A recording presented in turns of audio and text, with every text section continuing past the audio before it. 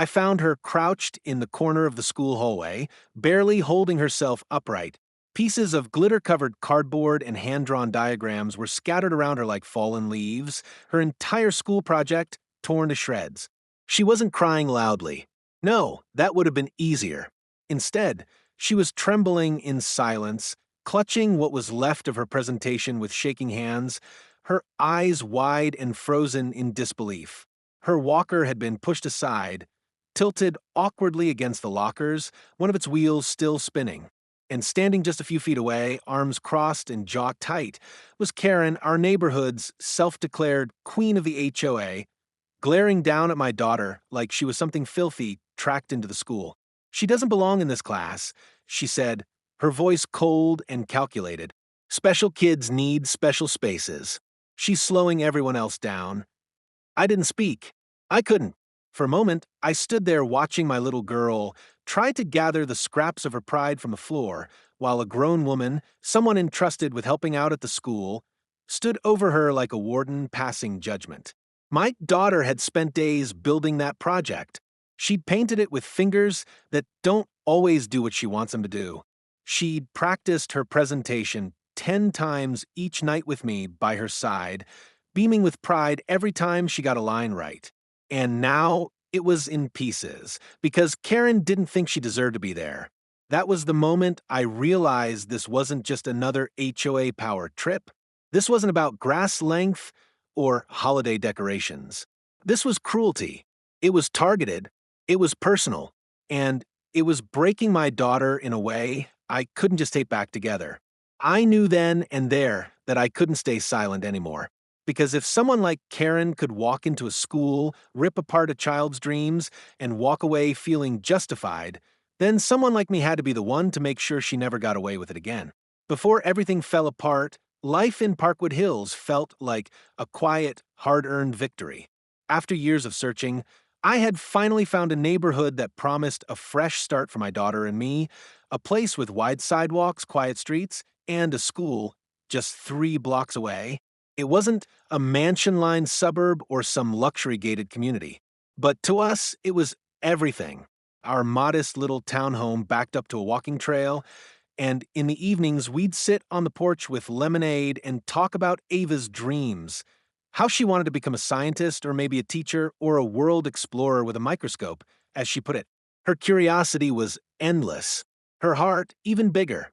Ava was born with a neurological condition that affects her muscle coordination. It means that while other kids race to recess, Ava walks carefully with the help of her purple walker, something she's decorated with glitter stickers, smiley face charms, and one stubborn stuffed dinosaur that refuses to stay put. But don't mistake her walker for weakness. That child has a fire in her I've never seen in anyone else. She falls, yes, but she always gets back up. Always. And the pride she carries, the grace in her little smile, it turns heads wherever she goes. When we moved here, I was nervous about how the neighborhood would treat her. I'd been through places where people stared too long or talked too softly around her, as if disability was something to whisper about. But the first few months in Parkwood Hills were kind, maybe even beautiful. The crossing guard at her school knew her by name by the second week. Our neighbor Susan would wave every morning as Ava passed her garden, always with a fresh flower to tuck behind her ear. And Ava's teacher, Mrs. Reynolds, was a godsend, a calm, patient woman who saw Ava not as a challenge, but as an asset. She asks questions no one else thinks to ask, she once told me. That kind of thinking, it lights up a classroom. Ava loved school, absolutely adored it. She'd come home each afternoon with stories about science experiments, new vocabulary words, and group projects she couldn't wait to work on. She especially loved the monthly project showcase, a day when each student got to stand in front of the class and present something they built, researched, or imagined. Last month, she built a model of the solar system out of old tennis balls and glow-in-the-dark paint. It still hangs in our living room. You think they'll like this one even more? She asked about her upcoming project, eyes shining. This time, she wanted to build a pop-up book about ecosystems, handmade from recycled materials, with each page unfolding into a forest, an ocean, a desert. She even planned sound effects using little speakers from an old toy. It was brilliant, ambitious, and so very Ava. Even the HOA seemed mostly harmless back then. Sure, they sent out the occasional email about keeping hedges trimmed or not leaving trash bins out too long. But for the most part, they kept to themselves. Karen, yes, that Karen was technically the HOA secretary, but I hadn't interacted with her much. I knew she lived a few doors down and had a perfectly mowed lawn, white shutters, and a dog named Winston who barked at literally everything. She didn't wave. She didn't smile. But not everyone has to, right? I figured she was just one of those quiet, reserved types. Besides, we had bigger things to focus on, like Ava's big project. That week, our kitchen turned into a craft explosion. Cardboard, paint, strings of LED lights, scraps of recycled plastic, glue sticks. We were ankle deep in it. Every night, Ava would work for hours, carefully cutting and folding her pages, testing her pop-up mechanisms, recording tiny jungle sounds for the forest section. She was pouring everything she had into that project, not for a grade, not for attention, but because it made her feel proud, because it made her feel like she belonged. And for the first time in a long time, I believed it too. Her laughter returned to our home. The silence that used to follow hard days was replaced with brainstorming, excitement, and bedtime conversations about what she'd say during her presentation. We even planned to invite her grandparents to come see it. She wanted to dress up. She picked out a green dress with little sunflowers on it to match the jungle page, she said. Looking back, those days were golden. Untouched, filled with the quiet kind of hope you don't realize you're clinging to until it's taken away. We felt safe, encouraged, seen. We thought things were finally normal.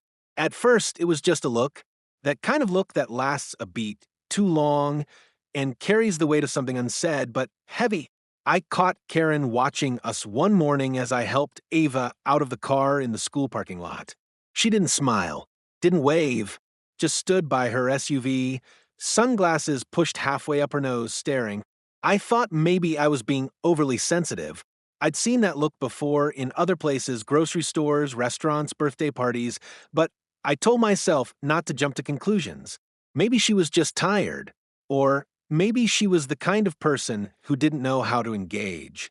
Not everyone's good with kids, right? But then it happened again, and again. She'd always be parked near the accessible ramp, never in the handicap space, but close enough to make it difficult for Ava to maneuver. I'd have to squeeze us between her bumper and the concrete post more than once, and still, not a word of acknowledgement or apology. One day, I politely asked if she could leave a little more space. She didn't answer, just stared at me for a second, then climbed into her car and drove off like I'd never spoken. Ava looked up at me that day and asked, "Did I do something wrong?" My heart broke. "Of course not, sweetheart," I said. "Some people are just not very kind." But it wasn't just parking lot silence. It escalated in these small, nasty ways that made you question your own sanity. One morning, while Ava was slowly making her way into school with her backpack bumping against her walker, Karen walked by briskly and muttered, holding up the whole sidewalk again. I froze. Had I heard that right? I turned around. Karen didn't even look back. She just kept walking like she hadn't just punched the air out of me with one whispered sentence. Still, I let it go. I had a job to get to. Ava had a smile to protect. We didn't have time to engage with every bitter person with too much free time and too little heart. But then there was the day it rained. The sidewalk leading to the school entrance becomes a small mess when it rains, puddles gather, and fallen leaves create slippery patches. I usually walked Ava right up to the door, but that day I had to run back to the car because I forgot her presentation board. As I jogged back, I noticed Karen again, standing just by the school gate, umbrella in hand, dry and completely unbothered, watching Ava try to lift her walker over a slick puddle. Ava's foot slipped slightly, and I watched her stumble forward before catching herself on the rail. Karen didn't move, didn't flinch, didn't offer help, just stood there, like she was witnessing a routine inconvenience. That moment etched itself into my memory. It wasn't about what she said or didn't say, it was what she didn't do. That absence of basic human decency. That's when I knew something was wrong. Something deeper. At the next PDA meeting, it all came out. I usually stayed quiet at those things, just took notes, and tried to keep my head down. But that night, Karen raised her hand during the discussion on inclusive education policies. Her exact words were, "I think we're going too far, trying to accommodate certain students. It slows down the rest of the class. Maybe some kids would thrive more in programs that are tailored for their needs." There were murmurs, some nods, but also some uncomfortable shifting in seats. I looked around, hoping someone would speak up. No one did, and Karen looked so pleased with herself. I sat there stunned, blood rushing in my ears. She didn't mention Ava's name. She didn't have to. I went home that night and cried quietly in the kitchen. Ava was asleep, hugging her pop-up book. I didn't know what to do. I didn't want to cause drama at school. I didn't want to make Ava's life harder. I just wanted her to learn, to be seen, to be safe. But Karen was making it very clear this wasn't just about inconvenience anymore. This was about exclusion. And if she could say that in a room full of adults without hesitation, what might she be saying in whispers around children? I still told myself maybe it would blow over. Maybe I was being paranoid. Maybe she was just one of those miserable people who needed to feel powerful by making others feel small. But deep down, I knew better. The signs weren't subtle anymore. They were patterns, calculated, cold. I'd seen them before in different forms. I'd spent too many years advocating for Ava to ignore what was clearly building up to something worse. I just didn't know how bad it was going to get. Not yet. It started with a notice, folded neatly and taped to our front door. A generic HOA memo, at first glance, the kind you normally ignore unless it mentions lawn care or trash pickup schedules. But this one had a new addition, a paragraph marked in bold about safety concerns involving hallway obstructions. It specifically mentioned personal medical devices left unattended in shared spaces. It didn't name Ava or her purple walker, but it didn't have to. She was the only child in our entire neighborhood who used one, and we always brought it inside. Every single time. I knew who had written it. Karen. She had recently been promoted to head of the HOA's compliance committee, something that gave her just enough imaginary power to feel dangerous. From that day forward, the tone of our community shifted. Every friendly wave felt tighter, every conversation shorter, and I started noticing how often neighbors looked away when we passed by. It was subtle, but it was real, like a chill moving through the block. At school, Karen's presence became more pronounced. She started volunteering more at recess during reading hours at PDA events, not because she cared about helping, because she wanted to watch, to inspect, to control. On the week Ava's class was preparing their group presentations, Ava had helped make flyers to invite parents. She decorated them with watercolor art and glitter pens, spending an entire Saturday making sure each one was unique. On Monday, she proudly gave them to her teacher to hang around the school. By Tuesday morning, they were gone. When I asked the teacher about them, she looked confused. "I thought they were beautiful," she said. "I don't know who took them down, but I knew. There were no ripped corners, no mess left behind, just clean walls where Ava's flyers had been." Karen had done it quietly, methodically, and without leaving a trace. A week later, I overheard Karen talking to another parent outside the classroom after pickup. She was whispering, but not whispering enough. I caught pieces of it. She slows the class down. Teacher has to repeat everything. Some kids just don't fit into a traditional learning environment. I was frozen, fingers tightening around Ava's walker. Ava didn't hear her, thankfully, but I did, and my stomach dropped. Later that evening, I spoke with Ava's teacher. I asked gently, almost apologetically, if Ava was struggling in class. She shook her head, genuinely surprised. Not at all. She's actually one of the most engaged students I have. She just needs a little more time, but her ideas? Brilliant. And then she sighed. But I have had some pressure from certain parents, suggesting that she might thrive more in a specialized environment. I don't agree with them, but I thought you should know. I nodded, My face calm, my heart screaming. Karen wasn't just annoyed with Ava. She had an agenda. She wanted her gone, from the classroom, from the spotlight, from anything that made her feel like Ava belonged just as much as her own child. And she wasn't hiding it anymore. She even tried to push a new policy at the next HOA meeting. She called it a traffic safety measure, proposing that all mobility devices be restricted from sidewalks during peak hours to prevent accidents. Someone asked, "But what about kids who need them?" Karen shrugged.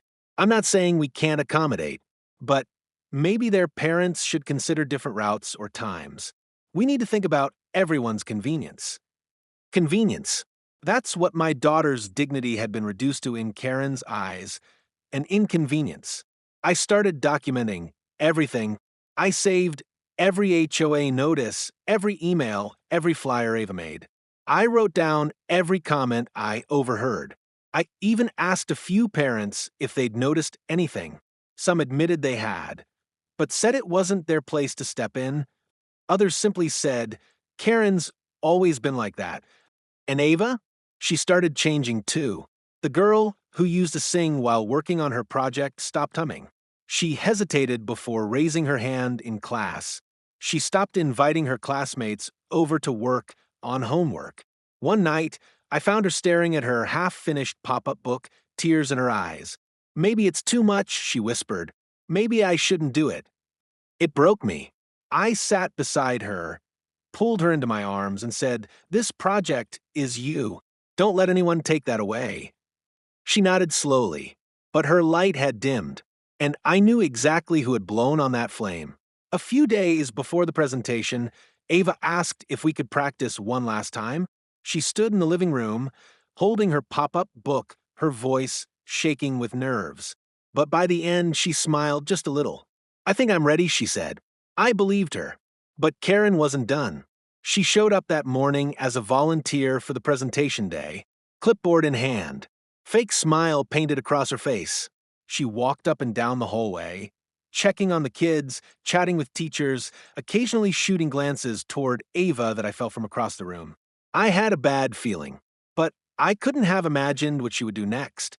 That morning, as I watched Ava gather her project pieces and head into her classroom, I felt proud, nervous, and cautious. I told myself that no matter what happened, Ava would rise. She always did. But I was wrong. Because what happened that day wasn't just discouragement.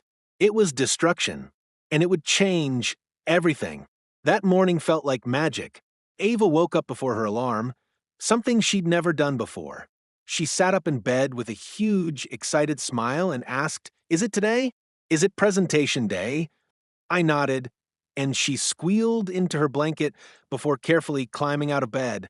She had laid out her sunflower dress the night before, green cotton with tiny yellow petals printed all over, and insisted on wearing the sparkly hair clip her grandma had sent her last Christmas. "It matches the forest page," she said, beaming. While she got dressed, I gently gathered the pop-up book she'd spent 2 full weeks creating. Each page folded into a miniature world, crafted from cardboard, twine, paint, popsicle sticks, and anything else she could recycle.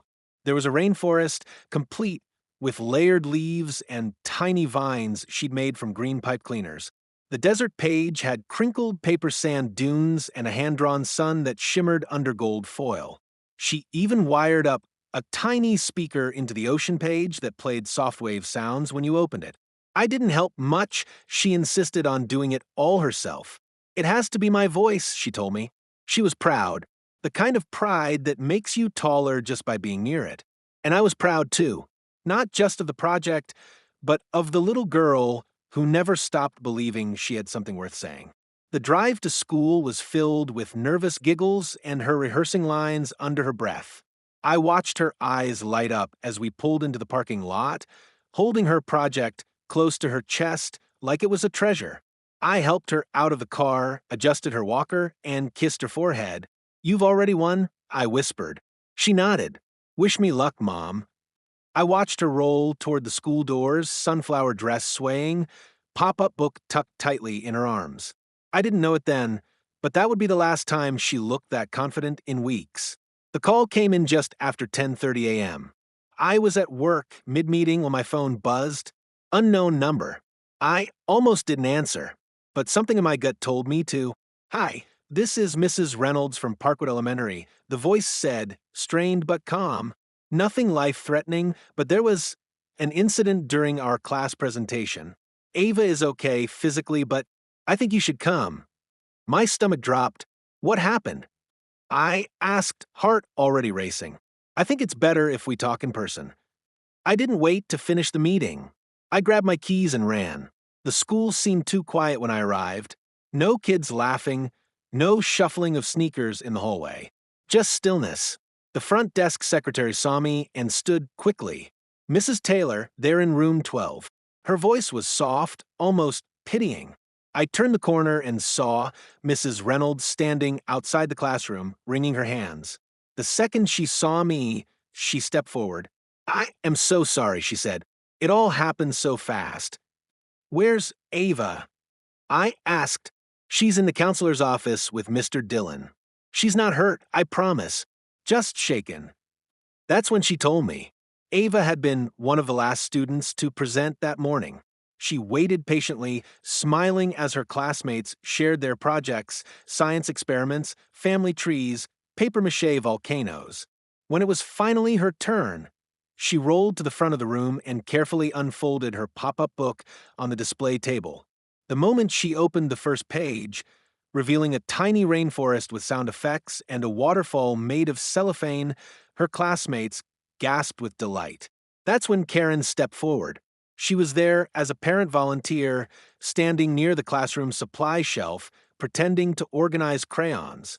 As Ava began reading her carefully memorized lines about biodiversity, Karen cut in with a loud, impatient sigh. "Can we skip this one?" she said, loud enough for the entire class to hear. "We've already wasted 20 minutes setting it up." The room went quiet. Mrs. Reynolds tried to step in. "Karen, she worked really hard on this. She always needs extra time," Karen snapped. "This is a 4th grade class, not a special needs showcase. We're falling behind because of her." Ava froze. Then Karen walked over, looked down at the book, and with one swift motion, tore the forest page clean from the spine. Ava screamed. Not loud, not wild, just this tiny, helpless cry that broke something inside the room. Karen didn't stop. "This isn't learning. It's babysitting," she muttered, ripping another page, crunching the tiny plastic tree Ava had hot glued just last night. Ava tried to grab the book. She stumbled forward. In the struggle, she tripped on the edge of her walker, falling sideways and scraping her palm on the metal leg. That's when Mrs. Reynolds finally intervened, grabbing Karen's wrist and shouting for her to stop. The students were silent, wide-eyed, horrified. One little boy started crying. Another ran to the hallway to get help. Karen stood there, arms folded, completely unmoved. "She doesn't belong in this class," she said again. "You people are being too soft." When I finally saw Ava, she wasn't crying. She was just quiet. She sat in the counselor's office with her scraped hand wrapped in a tissue and her broken book clutched in her lap. The sunflower clip had fallen out of her hair. Her dress was wrinkled. Her eyes were wide and red but dry. The moment she saw me, she didn't speak. She just reached out and fell into my arms. I didn't cry, at least not yet. I held it in for her. I whispered that I was here now, that she was safe, that she didn't have to say anything. And she didn't. Not a word. We gathered her things and started walking out when Karen came down the hall with the principal. I stopped. I looked her dead in the eye. "You laid a hand on my daughter's project. You humiliated her in front of her class." Karen didn't flinch. "She doesn't belong in this classroom," she said again, tone flat. "You're trying to make everyone else bend over backwards for one child. I'm just saying what everyone else is thinking." The principal looked mortified. "Karen, that's enough." "No," I said. "Let her finish. Let her show everyone exactly who she is." Karen took a breath, like she was preparing to drop some final insult. But I'd already turned away, because Ava's hand was shaking again, and that mattered more than anything she could say. We drove home in silence. She didn't ask for her favorite song. She didn't hum. She didn't even look out the window. When we got home, I helped her out of the car and into bed. I tucked her in with her stuffed dinosaur and left her door cracked, just like she liked it. Then I went back to the car, shut the door behind me, and cried until my throat burned. I cried for her bravery. I cried for her silence. I cried because no matter how hard we try to protect our kids, there are always people like Karen who believe they have the right to destroy what they don't understand. That night, I made a decision. This wasn't going to end in silence. This wasn't just another bad day. Karen had crossed a line, and I was going to make sure she never stepped over it again. The days that followed felt like living underwater, everything muffled, slow, and unbearably heavy. Ava didn't speak much after the incident. The bright, curious girl who once peppered me with questions on everything from clouds to compost now sat silently at the kitchen table, staring blankly at her cereal until it went soggy. When I gently reminded her about school the next morning, she shook her head and turned away. No tears, just refusal. At first, I didn't push. I thought maybe a day or two would be enough for her to find her footing again. But it wasn't. Monday turned into Tuesday. Then Wednesday. Her teacher emailed, asking how she was doing and letting me know the class missed her. The principal called twice, apologizing again, assuring me they were taking disciplinary action and that they deeply valued inclusivity. But none of their carefully worded sympathy could undo what had been done. On Thursday, I found her in her room, sitting on the carpet with her broken pop-up book in front of her. She was holding a pair of safety scissors, cutting one page into tiny, uneven strips, not out of creativity, not to remake it, just cutting, quietly, methodically, destroying something she had once poured her soul into. I crouched beside her. "Why are you doing that, baby?" She didn't look up. "It doesn't matter anymore." Her voice was so flat, so detached. It scared me more than any injury ever could. That night, after I tucked her in, I sat alone on the couch, clutching one of the few pages of her project she hadn't shredded. The tiny rainforest pop-up, the one with the little treehouse and glowing waterfall. My hands were shaking as I stared at it, remembering how her eyes lit up when she finished it. And then came the anger. Not the loud kind, not the explosive kind. The kind that burns slow and deep and makes you whisper to yourself in the dark, "This isn't okay. This will never be okay. And I won't let her get away with it." I opened my laptop and wrote a long, detailed email to the principal. I included everything from Karen's past comments to the torn-down flyers to the hallway confrontation. I attached pictures of Ava's shredded project, time-stamped messages from parents who had overheard Karen at previous meetings, and even the HOA notice about medical devices. Then I wrote another email, this one to the HOA board. I told them what had happened at the school, how their compliance officer had bullied a child with a disability, how her actions didn't just reflect personal cruelty, but made the entire neighborhood look complicit. I told them I wouldn't stay silent, and that if nothing changed, I'd take it to the media. I knew how to write. I knew how to tell a story, and they didn't want this one told. Lastly, I reached out to a few other parents in Ava's class, moms and dads I'd barely spoken to beyond the occasional wave at pickup.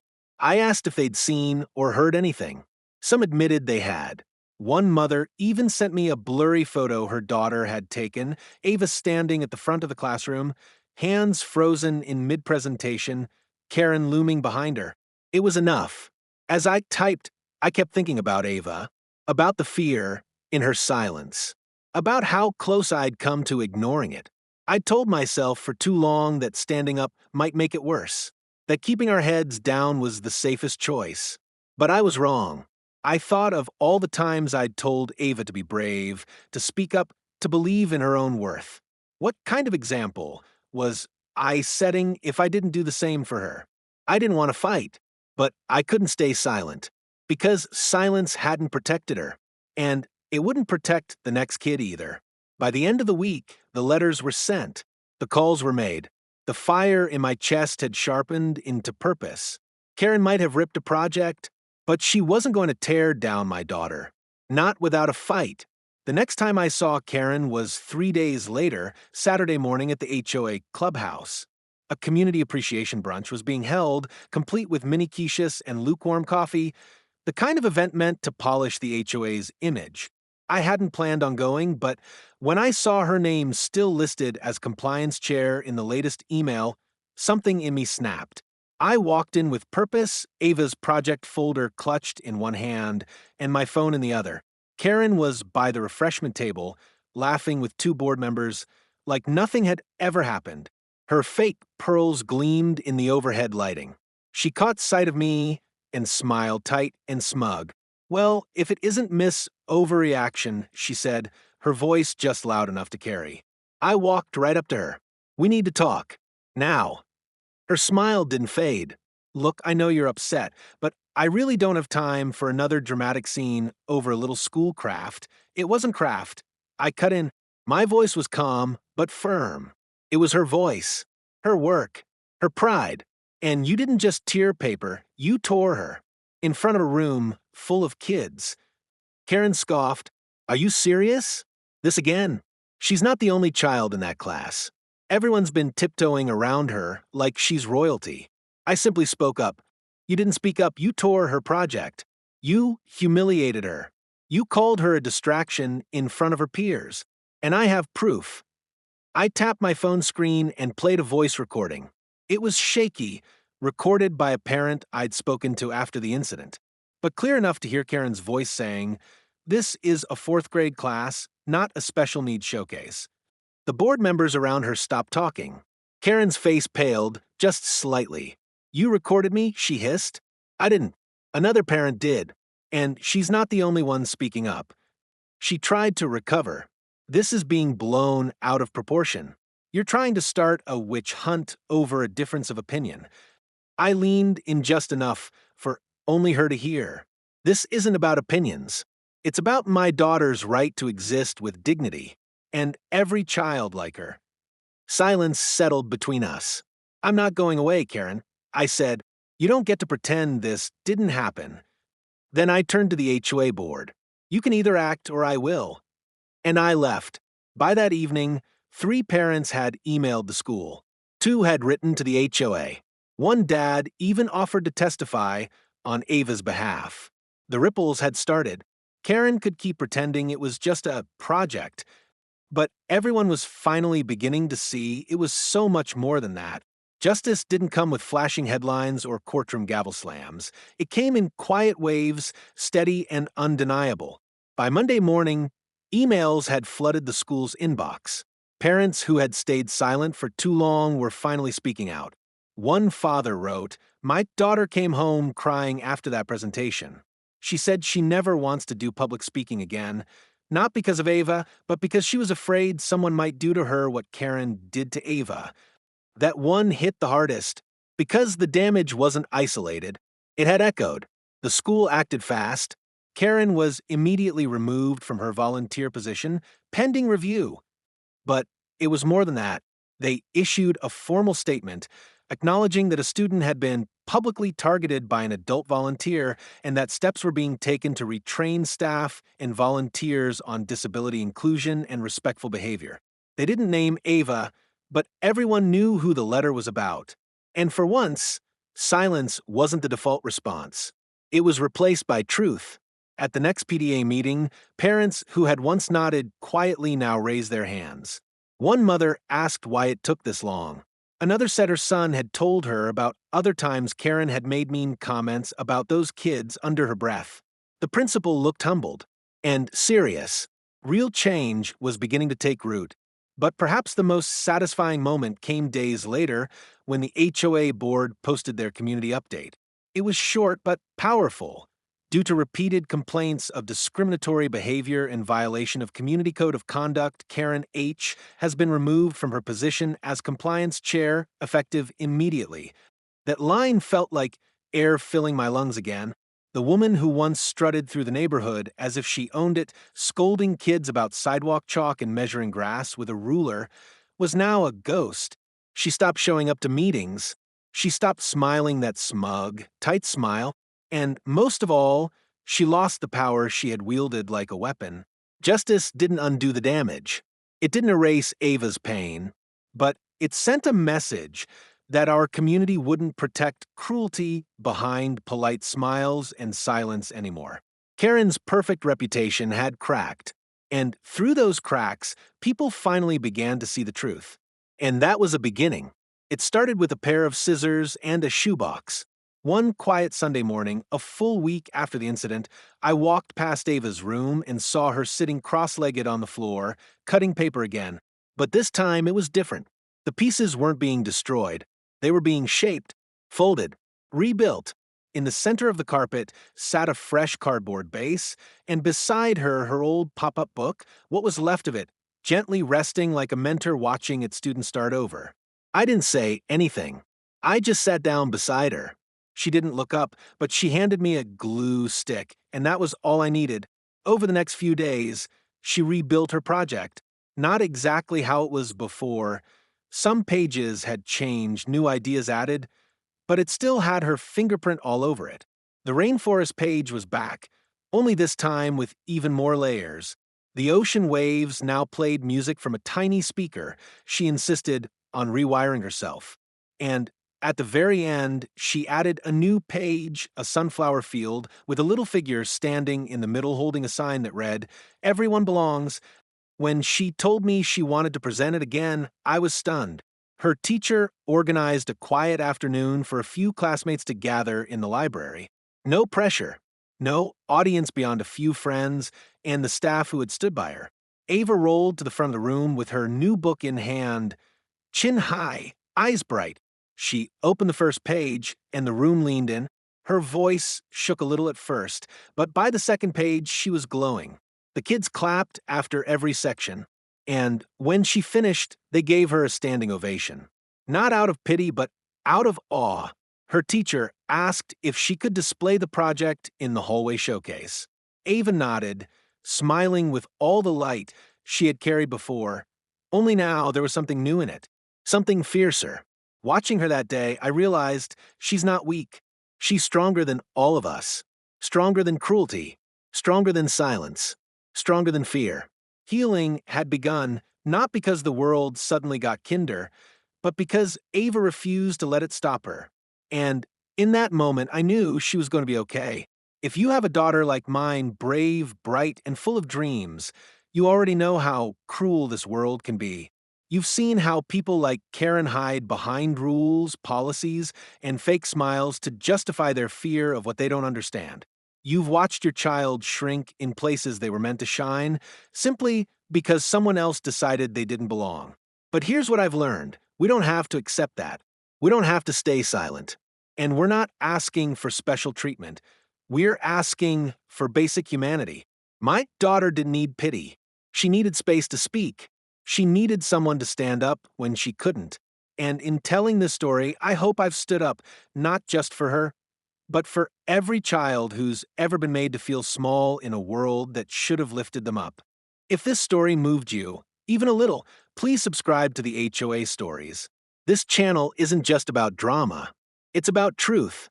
It's about shining a light on the abuse of power hiding in plain sight.